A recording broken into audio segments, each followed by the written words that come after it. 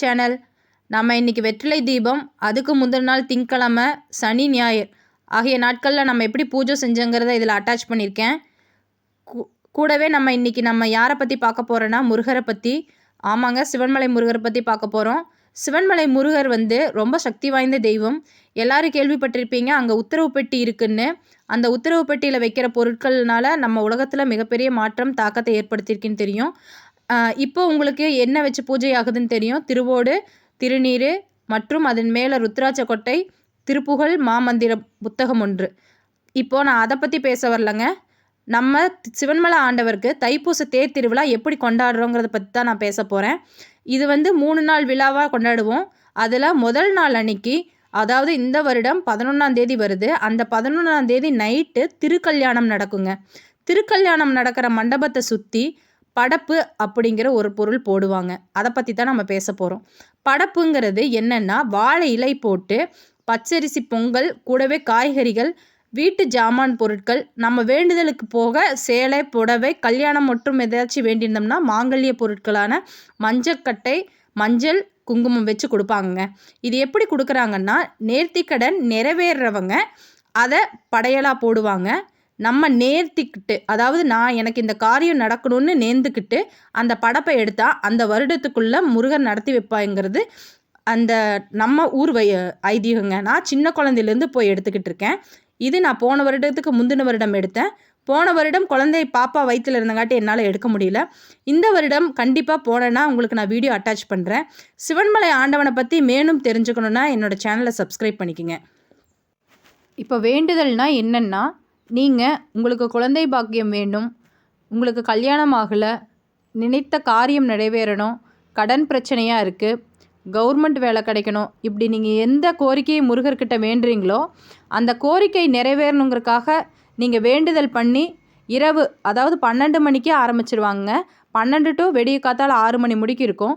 அப்போ நைட்டு திருக்கல்யாணம் முடிஞ்ச உடனே அந்த படப்பையெல்லாம் சாமிக்கு நீங்கள் நேர்த்திக்கடனாக போடுறீங்க இல்லையா, அதாவது யார் வேண்டுதல் நிறைவேறுச்சுன்னு போடுறாங்களோ அந்த படப்பு மட்டும் தனியாக சாமிக்கு எடுத்துகிட்டு போயிடுவாங்க. அந்த கிரிவலம் மாதிரி சுற்றி வருவாங்க. அப்போ அந்த கோயிலை சுற்றி வரும்போது அந்த படப்பை விளக்கேற்றி வச்சுருக்கணும். அவங்க அதை தேங்காய் பழம் உடச்சி நம்ம பூஜை பண்ணி வச்சுருக்கிற படப்பை மட்டும் எடுத்துக்குவாங்க. அது சாமிக்கு போயிடும்.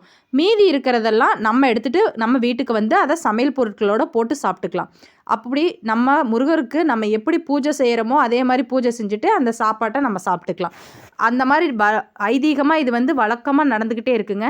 இது நான் கடந்த ஆண்டு எடுத்த ஃபோட்டோ உங்களுக்காக நான் இதில் அட்டாச் பண்ணியிருக்கேன். முருகரோட புகழை பற்றி தெரியாதவங்க யாருமே இல்லைங்க.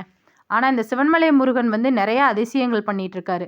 கண்டிப்பாக இதில் காரியம் நிறைவேறி படப்பு எடுக்கிற மக்களும் படப்பு போடுகிற மக்களும் நாளுக்கு நாள் அதிகரிச்சுட்டே இருக்குது. நான் சின்ன வயசில் போனதுக்கும் இப்போ போகிறதுக்கும் நிறையவே வித்தியாசம் இருக்குது. கூட்டம் அலைமோதுது. தேர் கூட்டத்தை விட 3 நாள் தேரை விட இந்த நாள் நைட்டும் செம்ம கூட்டமாக இருக்கும். அந்த சாமியை ரதத்தில் 6 மணிக்கு மேலே திருக்கல்யாணம் முடிஞ்சோன்னே ஏற்றுவாங்க. அது ரொம்ப கண்கொள்ளா காட்சியாக இருக்கும். அப்போ கூடவே பச்சரிசி பொங்கல் காரியம் நிறைவேறினவங்க அப்படி ஒரு படப்பு அவங்களுக்கு கிடச்சிச்சின்னா அங்கேயே பொங்கலும் வைப்பாங்க. கூடவே சாமியை ரதத்தை ஏற்றினோன்னே அவங்கவுங்களால முடிஞ்ச மாதிரி அன்னதானமும், சாக்லேட்டு, கரும்பு சக்கரை பொட்டுக்களை கலக்கின அந்த பிரசாதம், கூடவே யார் லட்டு, அவங்கவுங்கனால வசதிக்கு தகுந்த மாதிரி அனைவருக்குமே சாமியை ரதத்தில் ஏற்றணுன்னு கொடுப்பாங்க. பார்க்கவே அப்படியே மெய் சிலிர்த்து புல்லரிச்சு போயிருங்க. அந்த தேர் திருவிழாவை காண்றதுக்குன்னே கண்கோடு வேண்டும் முருகா அப்படிங்கிற மாதிரி ரொம்ப பக்தி உணர்ச்சியோடு போய் நிற்கும்போது காலையில் சூரிய உதயமாகிற மாதிரி நம்ம வாழ்க்கையும் உதயமாகுங்கிற நம்பிக்கை வருடம் வருங்க. கண்டிப்பாக அந்த முருகனை நான் தரிசிப்பேன். நீங்களும் தரிசிக்கலாம் வாங்க. ஸோ உங்களுக்கு எல்லாத்துக்கும் தெரியும், எப்போவுமே நம்ம வீட்டில் இருக்கிற வெற்றிலை கொண்டு செவ்வாய்க்கிழமை 4வது வாரமாக இது நம்ம வெற்றிலை தீபம் போட்டாச்சு. எப்படி நான் வெற்றிலை தீபம் ஏற்றினேன் அப்படிங்கிறத இந்த வீடியோவில் அட்டாச் பண்ணியிருக்கேன். செவ்வாய் ஹோரையில் நான் 6 வெற்றிலையை 6 முகனுக்காக 6 முகமாக படைச்சி நடுவில் நெய் தீபம் 1 ஏற்றி அந்த 6 வெற்றிலையோட காம்பை அந்த விளக்குலேயே போட்டு தீபம் ஏற்றிட்டோம். நம்ம இன்றைக்கி அந்த 6 முகனை வீட்டுக்கு வர்றதுக்காக 6 முகத்தையும் பன்னீர் ரோஜாக்கள் 6 ரோஜாக்களை பறித்து நான் வச்சுட்டேன்.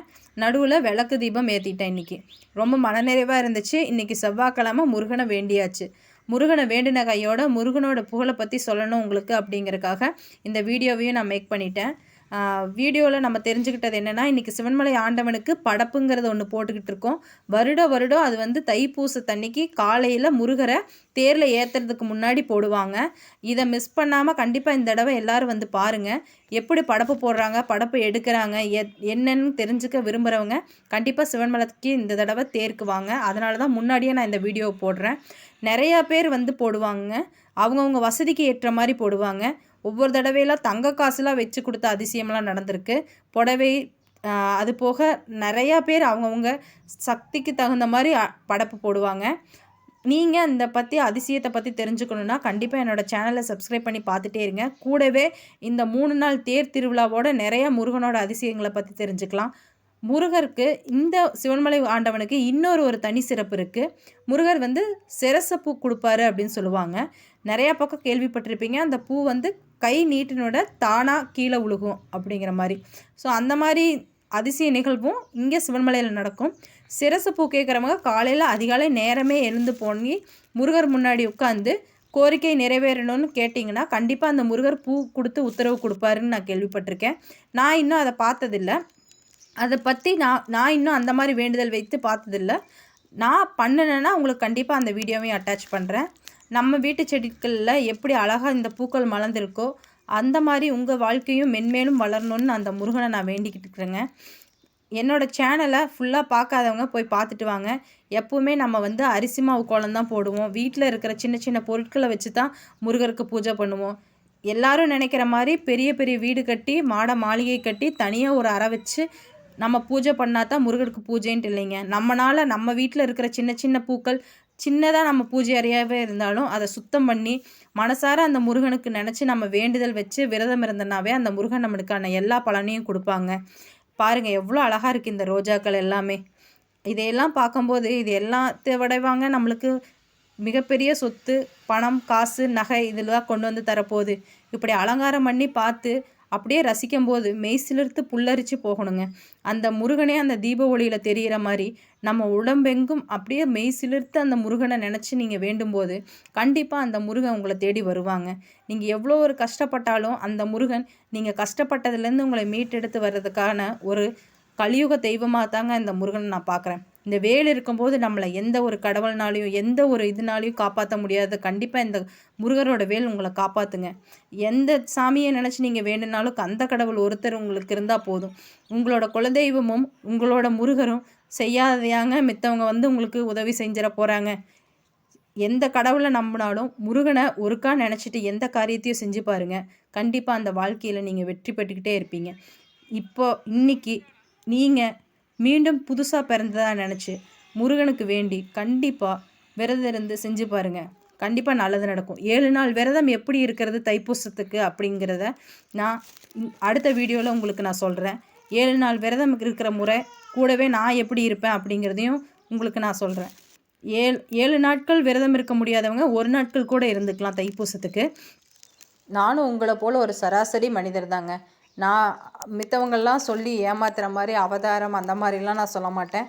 முருகன் வந்து நான் கும்பிட்டு எனக்கு நான் அடைஞ்ச பலனை மித்தவங்களும் தெரிஞ்சுக்கணும் அப்படிங்கிறக்கோசரம் தான். முருகரை பற்றி தெரியாதவங்க நிறைய பேர் இருப்பாங்க. சிவன்மலை ஆண்டவனை பற்றி தெரியாதவங்க நிறைய பேர் இருப்பாங்க.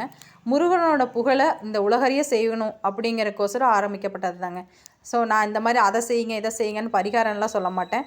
முருகருக்கு நான் எப்படி வழிபாடு செய்கிறேன், உங்களால் முடியல, வீட்டில் சிறுசாக இருக்குது, ரூம் பத்தலை அப்படிங்கிற காரணத்தெல்லாம் நம்ம சொல்லிகிட்டு இருக்காமல் சின்னதாக நம்மளுக்கு கிடைச்ச நம்மளோட நேரத்தை ஒரு 10 நிமிஷமாக இருந்தாலும் அந்த முருகனை வேண்டுறதுக்காக நம்ம அதை செலவிடணும்னு நினச்சி தாங்க நான் இதை பண்ணிக்கிட்டு இருக்கேன்.